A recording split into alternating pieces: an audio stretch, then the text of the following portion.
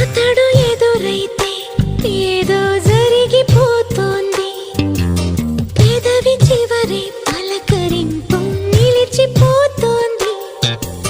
కొత్త నేస్తం కాదుగా ఇంత కంగారెందుకో, ఇంతవరకు లేదుగా ఇప్పుడు ఏమైందో.